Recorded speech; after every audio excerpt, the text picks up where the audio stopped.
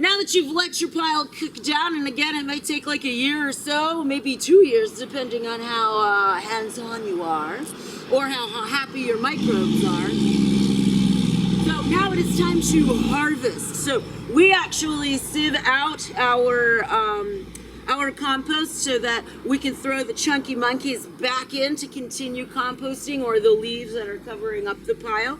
Now this pile hasn't been cooking very long, so we're probably gonna have a lot of chunky monkeys in there and definitely a lot of leaves. So don't base it upon this. This is just kind of a new pile. So I think this is started in probably like October of last year. So obviously not composting much over the winter. So we have made a sieve out of old 2x4s and some hardware cloth. You can do it however you want. This is the time to engineer, guys, all right? Get on those engineer hats. So we're just gonna dig down in here, and we're just gonna throw it on here. Now, it did just rain, so this is like really wet stuff too, but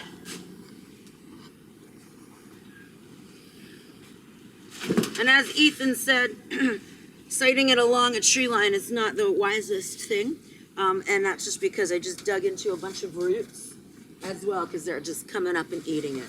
So you can just move this all over the place like this.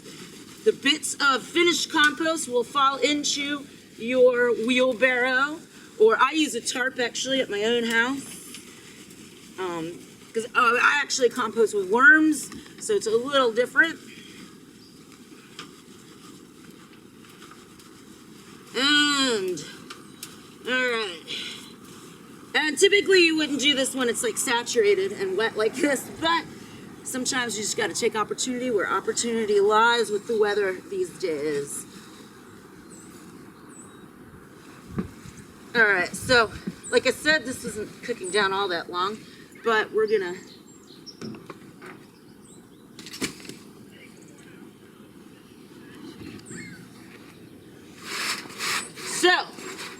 we didn't get much out of there.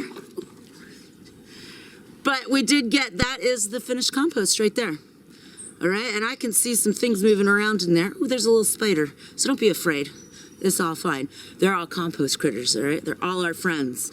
All right, so this stuff is ready to go on your garden and feed those bean plants, feed those spinach plants, or even your flowers. Now, harvesting from the soil saver is very similar, except